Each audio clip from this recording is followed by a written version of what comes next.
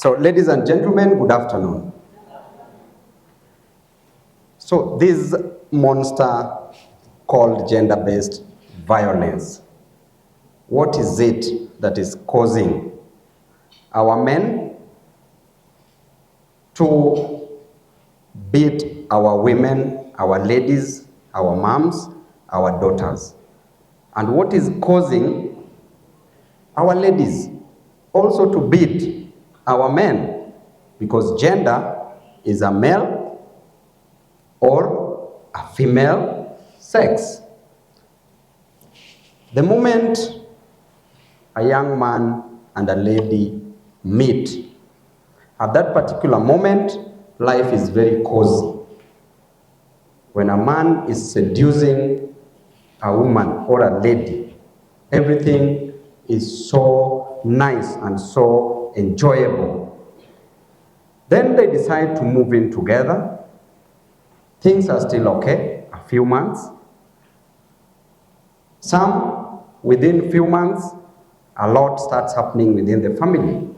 Others, within a year or many other years to come, then violence starts. So the question is, what is the cause of all this? I believe that the challenge that we face is not a challenge that we get during the relationship that we have. There are different conflicts within a family. There are conflicts among children, that a child and a child, a brother and a sister, brother and a brother, sister and a sister, fight between each other or among themselves. Then there's conflict between a parent and a child, or a child and a parent, which is also violence because of disagreements. Then there are conflicts that arise as a result of a husband and a wife. Then a family and the neighbors and the larger society. So when a man and a woman when they decide to get married, they move in together, life becomes so cozy at the beginning, at their honeymoon stage in their marriage. Then after some time, there are reports that come out that these people cannot sustain their marriage. Something that was meant to be beautiful eventually comes down. As a result of that, it depends on how people react. Violence comes in. When there's violence in it, you can find that it can lead to separation between the husband and the wife. It can also lead to divorce, which leaves children in a very devastated position, in a very disorganized situation. The moment a child is left in a disorganized situation, then you know that the problem starts from that particular point. Then thirdly, it also leads to death. Death that leaves our children as total orphans. So generally, you find that a husband and a wife enjoying marriage, challenges start coming in. When you are a man and you decide to get married, you must know there are different responsibilities that you must take as a man. Equally, as a lady, as a woman, you have to know that there are also responsibilities that you must take. The Bible says that a man shall leave his father and his mother and shall join his wife, and the two shall become one. So I've chosen to deal with gender-based violence in a family, that is between husband and a wife. Then the same Bible says that a man should love the wife. Husbands, love your wives. And it advises wives to be submissive to their husbands. Wives, respect your husbands. As a man in a family, you must know that there are 6 things that you must do in a family. Number 1, as the head of a family, you must invite God in your family. There are 6 P's that we will deal with. Number 1 P is prayers. Invite God in your family as a man. Pray together in the morning and in the evening as a family. That way, at least you will be enhancing communication between each other, and also you will be inviting God to be the captain of your marriage. Number 2, as a man, you must provide provision. You must provide in 2 different ways. First, provide financial provision. As a man, you must provide for your family. And number 2, provide emotional provision. Sometimes, as a man, you provide financially and you think that you're doing everything in that house. But you are lacking the emotional provision that may bring temptation in a family. So you must provide emotionally. Number 3 is protection. As a man, you must protect your family. That is your sole responsibility, to give proper security to your family. There are different types of securities that you must give. There's financial security that we talked about, provision.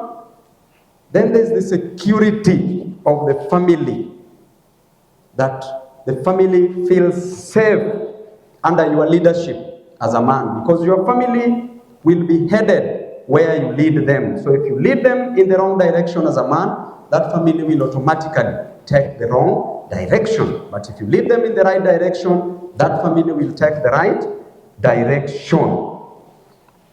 Then the next P is purpose. What is your purpose in this marriage as a man and as a woman? What are your goals? What is the vision of this family? What is the mission of this family? What are the objectives of your family? Set short-term goals that you must achieve as a family, medium-term goals, and long-term goals that you must achieve as a family. Then play. Husband and wife. The Bible says that the only time that you should not give to each other is when you are praying and fasting for reason of prayer. So the wife should give to the husband. That body belongs to your husband, and as a husband, the body belongs to your wife. So therefore, give freely, because if you don't give, temptations again may overcome. Then we come to what are the causes of conflicts within a family, because I want us to treat the roots. I want us to treat the cause of conflict, causes of conflict within marriage. Let us not treat the symptoms. Most of the times we treat the symptoms. You find that when a child is being brought up, when a child has been left as an orphan, a child is being brought up by a single mom, a child is being brought up by a single dad, then there is a problem that is coming up. The child is growing as an empty person. Ladies and gentlemen, you have glasses in front of you. If that glass is empty, and you try to drink an empty glass, what are you getting? Emptiness. So when a child is brought up, when a child is empty, because children learn by what they see.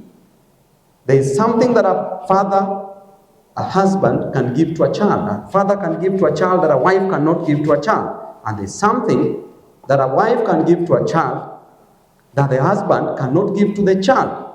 So the child should grow with both the parents. Anytime you separate, anytime you divorce, anytime a child is brought up as a total orphan, just know that the child will develop trauma. The child will be traumatized.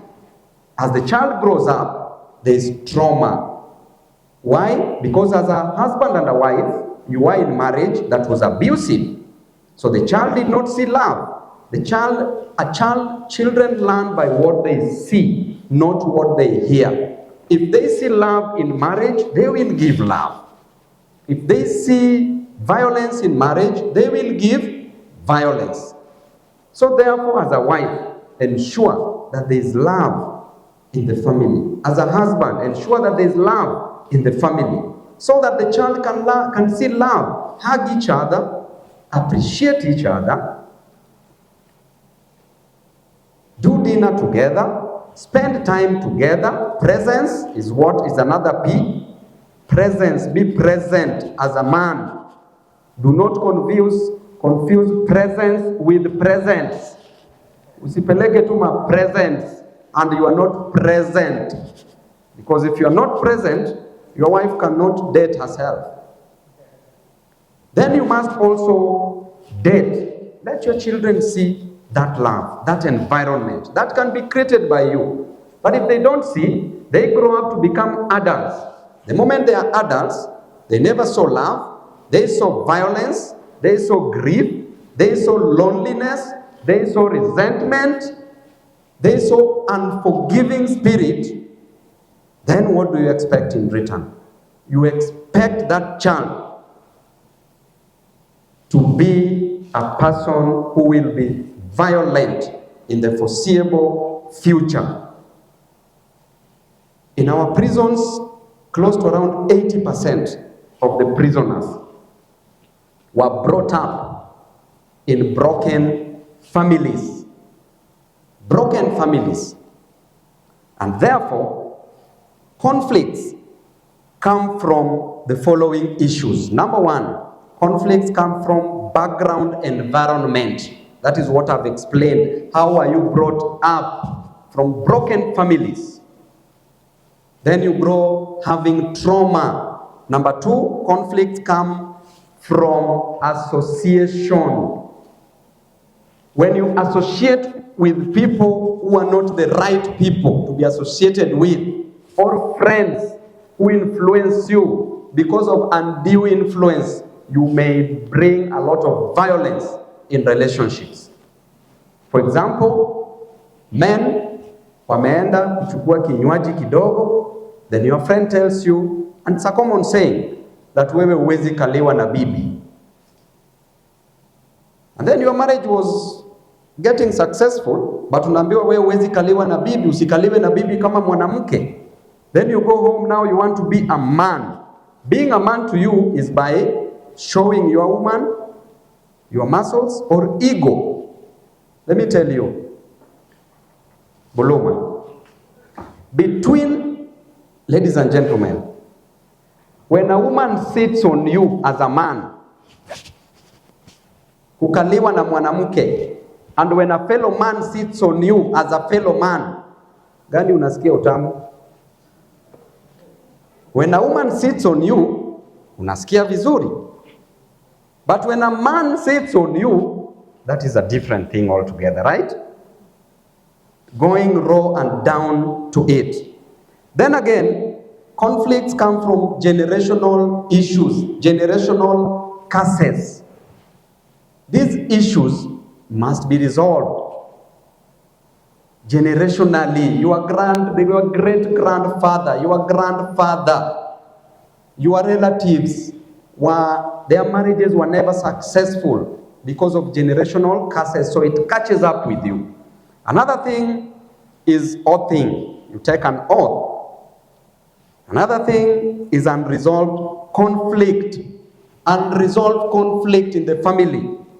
These are also brought by their financial issues within a family. Husbands and wives, ladies and gentlemen, issues finances brings a lot of challenges within a family. And the first thing that it does is that there will be no agreement within the family by the end of the month.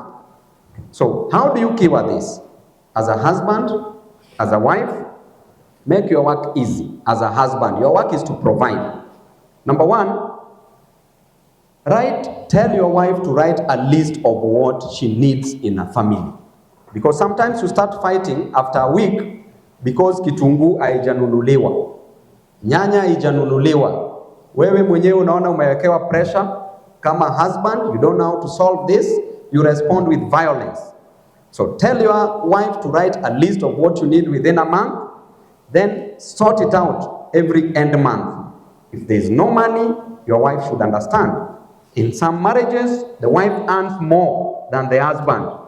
As a wife, also understand if your husband has no job, just provide because he has no job. But with time, he may get a job, then it will be his responsibility to solve. I also understand that in a family, money to a woman is a money.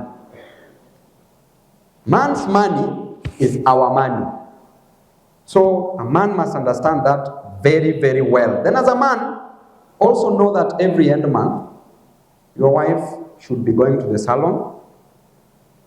She can't be doing coffee. She can be meeting friends. If you have something small every end month, mkatie kidogo, so that wanaume wengine hawapati an opportunity please with those gifts, monetary gifts. So mweke kwa nini kidogo, unampatianga pesa kidogo every end month, anaweza fanya nazo vitu zake. Anaweza weka airtime, kiwa na gari anaweza weka fuel, kama ana anaweza chukua Uber ama matatu. That is how life should be. And wives, if the husband is lacking, you should also understand your husband. Yeye pia kama ana, you can also provide kidogo. Then, ladies and gentlemen, we also have when there is grieving in the family. If there is grief, then there will be conflict. What causes grief? Loss of jobs, loss of businesses will make you grieve. Relationship, if you lose a partner in a relationship, you will grieve. Death of a loved one. Physical emptiness, psychological emptiness. These are sources of conflicts. By conflict, I mean violence. Violence, gender-based violence. I'm still within the topic. What will bring a problem in your marriage, in your family?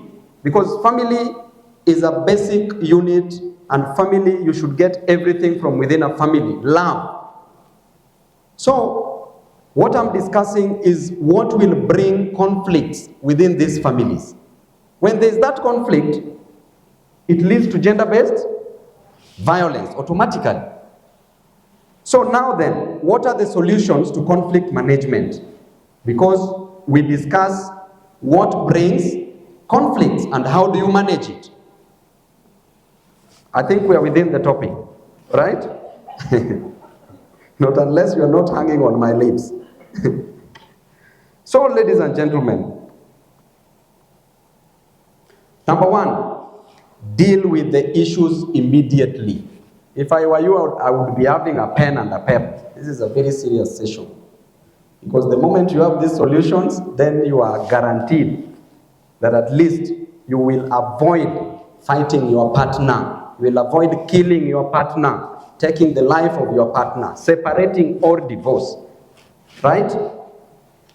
Deal with the issue immediately. When the issue arises, deal with that issue immediately. Then at times you cannot resolve. If you see that you cannot resolve that issue, then time out. Do not proceed with it. Because you are not agreeing, postpone it. Postpone the fights. Then you should not deal, number three, no dealing with issues when angry, when resentful, when stressed, when bitter, when emotional. Number four, then listen to your partner. When you listen more, you bring understanding. But when you just hear, hearing brings responding. When you listen, you will understand each other as partners. But when you just hear, you will be responding to your partner. So back and forth, you are bringing violence as you hear. Do not use foul language. E.g., hata wewe ni mbaya. You know you are solving a conflict, but the first thing unaendea, wewe ni mbaya, hata wewe ni mbaya. Already you've started on a high note. So when one partner goes high, the other one should go low. This involves husband and wife and also children, parents and children, because these are different types of violence within a family. Then build a relationship bridge, not a wall. Do not build a wall. Build a bridge. Clarify issues before you answer. Ask your partner, help me understand. What did you mean? So that they can explain well.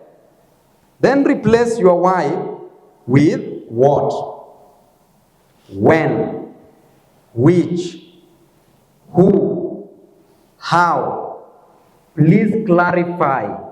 Because the word why brings defense mechanism. Why did you do this? Why brings conflict, more conflict.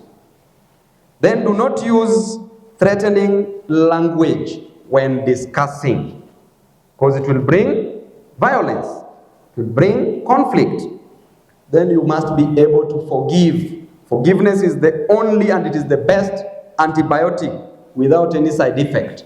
If you can't agree to forgive, my brother, my sister, ladies and gentlemen, you can't be forgiven. Then you are not ready to resolve. So learn to forgive. Then you have to know that bitterness is like swallowing poison and you want your partner to die. You are the one who feels bad every time you are bitter with a friend or a partner. Next, I'm almost finishing. Do not use words like you are useless in a marriage, in a family. You tell your partner you are useless. That is so wrong. You are hopeless. So wrong. You are foolish. So wrong. Instead, ama you say you don't understand me. So wrong. Instead, use positive words. Appreciate. Have positive attitude as you discuss. Then replace your normal and logical thinking with creative thinking. You must be creative as you think and as you resolve conflict. So, ladies and gentlemen, we know that if you feed grief, if you feed unforgiveness, if you feed fear, if you feed anger, if you feed anxiety, if you feed bitterness, if you feed rejection, if you feed resentment, if you feed misunderstanding, if you feed loneliness, if you feed isolation, then be sure that you will never be in a position to solve or resolve any conflict. I know each one of us here must be suffering from any of those that I have read. At least there's something you're feeling from within about another person. So, gender-based violence has really cost us a lot as a society. It has brought down development. It has made us raise children who are half-baked in terms of being a full person because they lacked love in their years of growth. It has really brought a lot of sorrows, deaths, and we should find the cure. And some of the solutions that I've just read, if you apply them, then we know we can come to an amicable solution and create an enabling environment for every Kenyan to be productive. Otherwise, I really want to thank you very much and God bless you all. Asanteni sana.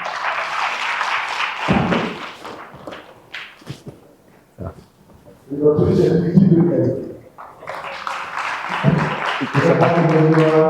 you're leading your speech,